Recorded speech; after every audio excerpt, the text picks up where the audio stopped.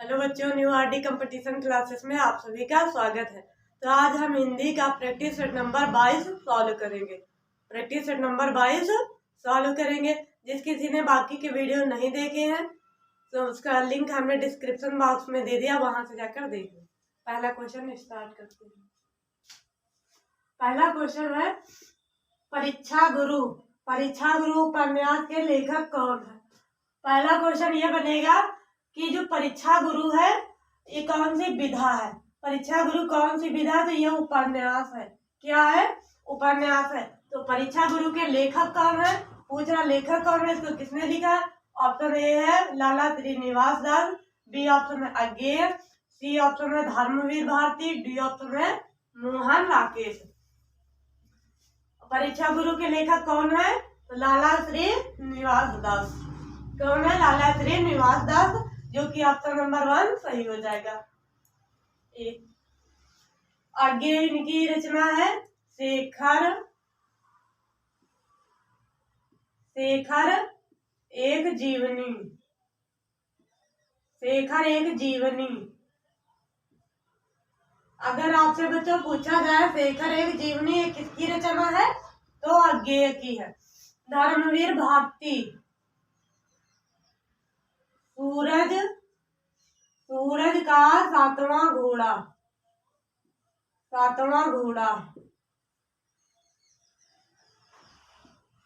सूरज का सातवां घोड़ा अगर पूछा जाए आपसे किसकी रचना है, तो धर्मवीर भारती की है।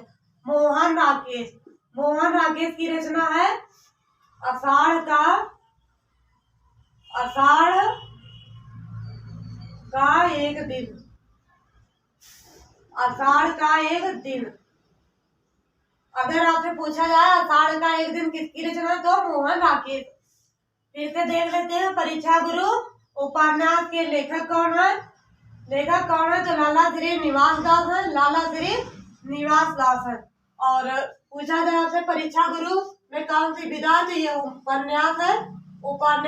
फिर शेखर एक जीवनी, ये रचना किसकी है? तो अज्ञेय की है। सूरज का सातवां घोड़ा किसकी है? तो धर्मवीर भारती की है। आषाढ़ का एक दिन ये रचना किसकी है? तो मोहन राकेश की है। बच्चों क्वेश्चन नंबर 2 है ब्रजबुलि जो है किस भाषा का दूसरा नाम है? ब्रजबुलि किस भाषा का दूसरा नाम है? ऑप्शन ए है पंजाबी, बी ऑप्शन है मराठी, सी ऑप्शन है बघेली, डी ऑप्शन है पुरानी बांग्ला। तो ब्रजबुलि किस भाषा का दूसरा नाम है? तो पुरानी बांग्ला का दूसरा नाम क्या है? तो ब्रजबुलि है। अब पुरानी बांग्ला ये किस अपभ्रंश से निकली है? किस अपभ्रंश से निकली है? तो किस अपभ्रंश से निकली है? तो मगधी अपभ्रंश। किस अपभ्रंश से निकली है? मगधी अपभ्रंश। पूछा जाएगा बच्चों आपसे कि पुरानी बांग्ला जो है किस अपभ्रंश से निकली है, तो मगधी अपभ्रंश से निकली है। अन्य ऑप्शन पंजाबी अगर पूछा जाए ये किस अपभ्रंश से निकली है, तो पंजाबी और सिंधी ये दोनों भाषाएं कहाँ से निकली है? तो खास अपभ्रंश से निकली है। खास अपभ्रंश।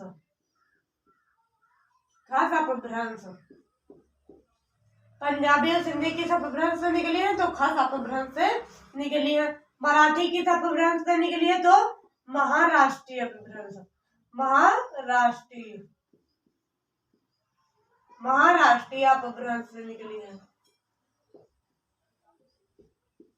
अपभ्रंश। मराठी किस अपभ्रंश से निकली? तो महाराष्ट्रीय अपभ्रंश से निकली है। बघेली बच्चा पूछा जाए ये किस अपभ्रंश से निकली? तो अर्धमगधी अपभ्रंश।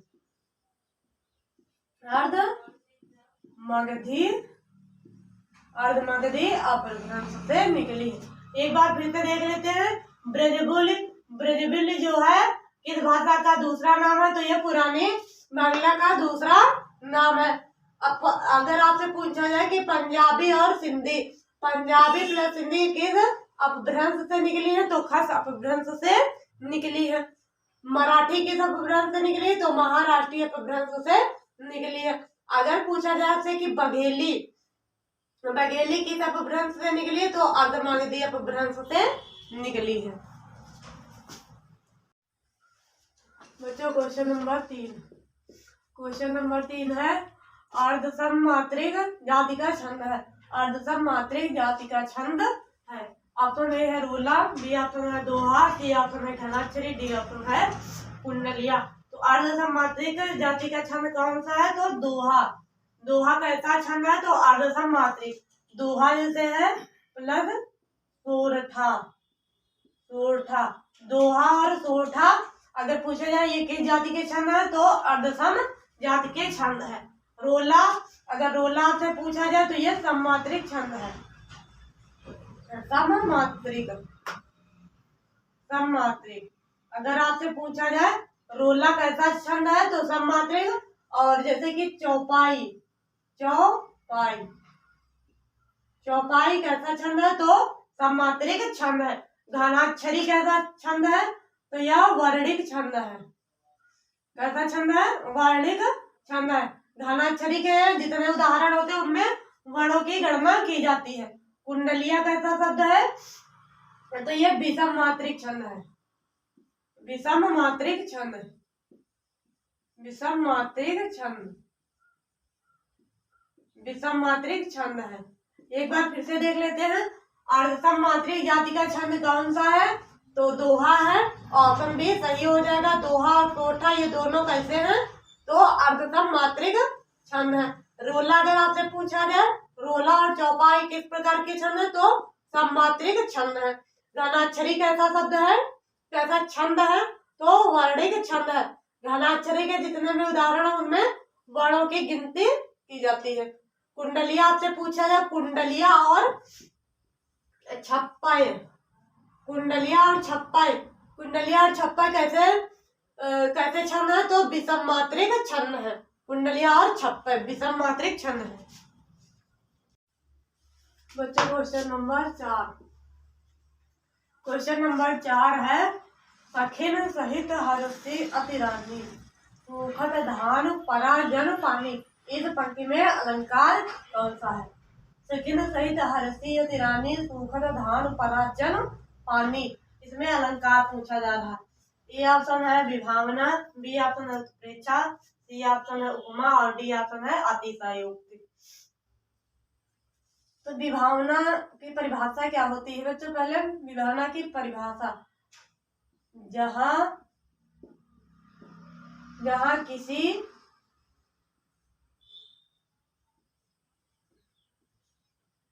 किसी कारण के ही कार्य हो, जहां किसी कारण के ही कार्य हो, जहां किसी कारण के ही कार्य हो वहां पर कौन सा अलंकार होता है? विभावना होता है। उत्प्रेक्षा की हमने ट्रिक बताई है, ट्रिक पहचानने का तरीका बताया है क्योंकि उदाहरण में जनु जानो, जनु जानो जनहु, जनहु और मनु मानो, मनु मानो मनहु, मनहु, मनहु, जनु जानो जनहु मन मानो मनहु। अगर ये वर्ण जो है ये शब्द अगर आपको उदाहरण में मिल जाए तो वहां पर उत्प्रेक्षा अलंकार होता है। उपमा की हमने ट्रिक बताई है सा सी सम, सा सी सम, ये अगर शब्द आपको मिल जाए उदाहरण में तो वहां पर उपमा अलंकार होता है। अतिशयोक्ति, अतिशयोक्ति की हमने पहचानने का तरीका बताया है कोई बात बढ़ा चढ़ा कर की जाए, बात बढ़ा चढ़ाकर की जाए, बढ़ा चढ़ाकर की जाए, बात जो है बढ़ा चढ़ाकर की जाए तो वहां पर कौन सा अलंकार होता? अतिशयोक्ति अलंकार होता। तो सखिन सहित हरसी अतिरानी सूखत धान पराजन पानी, यहाँ आपको क्या मिल गया? जन मिल गया। तो जन मिल गया तो कौन सा अलंकार हो जाएगा? उत्प्रेक्षा अलंकार हो जाएगा, उत्प्रेक्षा अलंकार हो जाएगा। जनु जानो जनो मन मानो मनो, अगर ये वर्ड ये शब्द आपको मिल जाए तो वहां पर उत्प्रेक्षा अलंकार हो जाता है। विभावना, अगर जहां किसी कारण के ही कार्य हो वहां पर विभावना अलंकार हो जाता है। विभावना अलंकार सा सी सम अगर मिल जाए उदाहरण में तो वहां पर उपमा अलंकार हो जाता है। अतिशयोक्ति अलंकार कब होगा? जब कोई बात बढ़ा चढ़ाकर की जाए, जब कोई बात बढ़ा चढ़ाकर की जाए तो वहां पर अतिशयोक्ति अलंकार हो जाता है। बच्चों क्वेश्चन नंबर 5 है कौन अर्थालंकार का भेद है? अर्थालंकार का भेद पूछा जा रहा। ऑप्शन ए है अनुप्रास, बी ऑप्शन है विप्सा, सी ऑप्शन है श्लेष और डी ऑप्शन है रूपक। तो अर्थालंकार का भेद है तो ऑप्शन डी सही हो जाएगा। रूपक जो है अर्थालंकार का भेद है। ये तीनों प्लस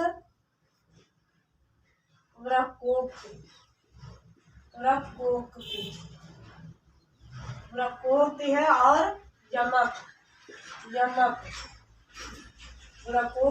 यमक ये कहते हैं शब्दालंकार के भेद है।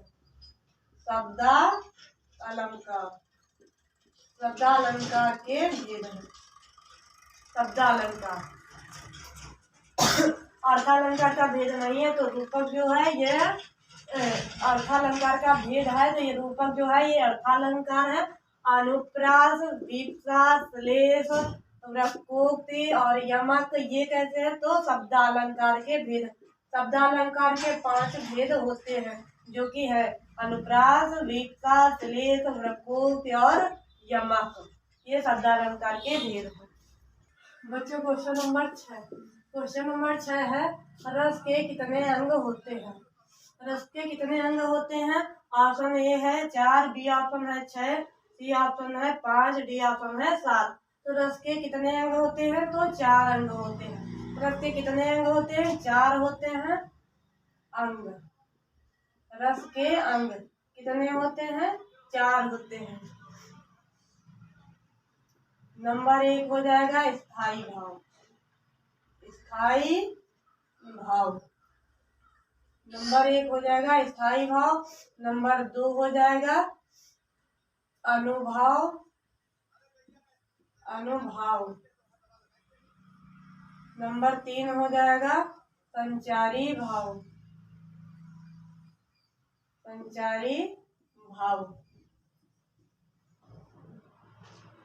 स्थाई भाव, अनुभाव, संचारी भाव।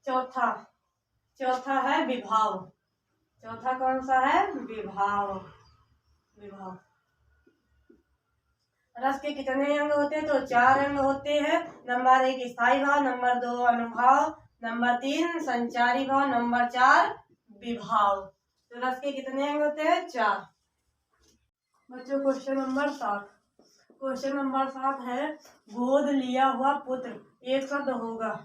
एक शब्द पूछ रहा। गोद लिया हुआ पुत्र का एक शब्द क्या होगा? ऑप्शन ए है दत्तक, बी ऑप्शन है दंपति, सी ऑप्शन है दत्त और डी ऑप्शन है दत्तचित। तो गोद लिया हुआ पुत्र का एक शब्द क्या हो जाएगा? दत्तक। ऑप्शन ए सही हो जाए। दंपति पति पत्नी का जोड़ा। पति पत्नी का जोड़ा उसको क्या बोलते हैं? दंपति बोलते हैं। और गोद लिया हुआ पुत्र दत्तक हो जाएगा। बच्चों मेरा वीडियो कैसा लगा? अगर अच्छा लगा तो कमेंट बॉक्स में जरूर बताएं। Thank you for watching my video.